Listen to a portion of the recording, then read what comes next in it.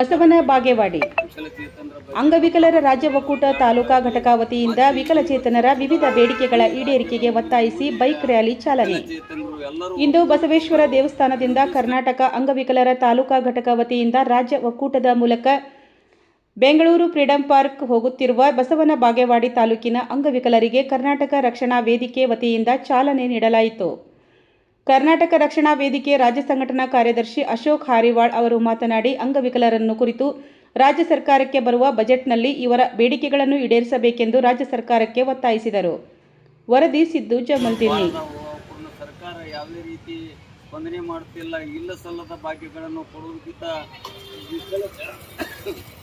ವಿಕಲಚೇತನರ ಬಹಳ ಮಂದಿ ಇರುವುದರಿಂದ ಅವರು ಕಷ್ಟ ಸುಖದಲ್ಲಿ ಸರ್ಕಾರ ಅವ್ರದ್ದೇ ಆದಂಥ ಒಂದು ಕೊಡುಗೆಯನ್ನು ನೀಡಬೇಕು. ಬರುವ ಈ ಬಜೆಟ್ನಲ್ಲಿ ವಿಶೇಷವಾಗಿ ಮೊದಲು ವಿಕಲಚೇತನರಿಗೆ ಬಜೆಟ್ ಆಗಿರಲಿ ಅಂತ ಹೇಳಿಕೆಯಿಂದ ಸರ್ಕಾರಕ್ಕೆ ಈ ಮೂಲಕ ನಾನು ಆಗ್ರಹಿಸುತ್ತೇನೆ. ಯಾಕಪ್ಪ ಅಂದರೆ ವಿಕಲಚೇತನರಿಗೂ ಅವರು ಕೂಡ ಒಂದು ಮನಸ್ಸದ, ಒಂದು ಒಳ್ಳೆಯ ಜ್ಞಾನವನ್ನು ಕೊಡ್ತಾರೆ, ವಿದ್ಯೆ ಅದ, ಬುದ್ಧಿ ಅದ, ಮತ್ತು ರಾಜಕಾರಣದಲ್ಲಿ ಮತ್ತು ಇವು ಗ್ರಾಮ ಪಂಚಾಯತಿಗಳಲ್ಲಿ ಆಗಿರ್ಬೋದು, ಪುರಸಭೆಯಲ್ಲಿ ಆಗಿರ್ಬೋದು, ಮತ್ತು ಆಗಿರ್ಬೋದು, ವಿಧಾನಸೌಧದಲ್ಲಿ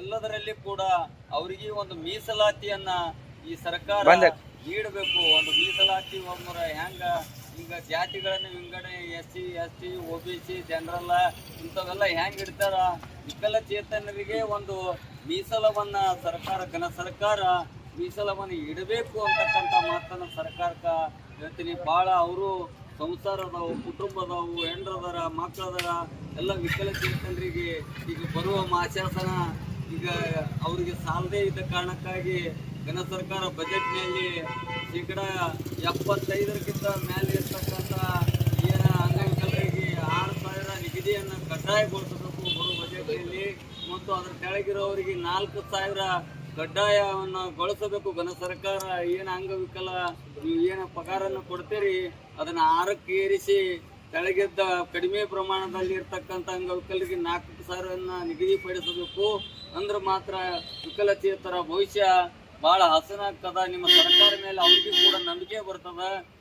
ನಿಮ್ಮದೇ ಆದಂಥ ಒಂದು ಚಾಪ ಬರುವ ಬಜೆಟ್ನಲ್ಲಿ ಮಂಡನೆ ಆಗಬೇಕು ಅಂತಕ್ಕಂಥ ಮಾತನ್ನು, ಮತ್ತು ಇಲ್ಲಿಯಿಂದ ಹೋಗ್ತಕ್ಕಂಥ ಬಸವ ಜನ್ಮಸ್ಥಳ ಬಸವನ ಬಾಗೇವಾಡಿ ತಾಲೂಕಿನಿಂದ ಹೋಗ್ತಕ್ಕಂಥ ಈ ಮಲ್ಲು ಬ್ರಾದರ್ ಅವರ ನೇತೃತ್ವದಲ್ಲಿ ಮತ್ತು ಇವರೆಲ್ಲ ಅವರಿವರ ಹೆಸರು ಹೇಳಿದ್ರೆ ಎಲ್ಲರ ನೇತೃತ್ವದಲ್ಲಿ ಇವತ್ತಿನ ದಿನ ಬೆಂಗಳೂರು ಏನು ಹೋರಾಟದ ಅಣಿ ಸತ್ಯಾಕೊಂಡರ ನಿಮ್ಮ ಹೋರಾಟಕ್ಕೆ ಆ ಈಶ್ವರಗುರು ಬಸವಣ್ಣ ಜಯ ಸಿಗಲಿ ಎಂದು ಆ ಈಶ್ವರಗುರು ಬಸವಣ್ಣನಲ್ಲಿ ಪ್ರಾರ್ಥಿಸುತ್ತಾ ನಿಮ್ಮೆಲ್ಲರಿಗೆ ಶುಭವಾಗಲಿ ಅಂತ ಹೇಳಿ ನನ್ನೊಂದೆರಡು ಮಾತು ಮುಗಿಸುತ್ತೇನೆ. ಜೈ ಬಸವೇಶ.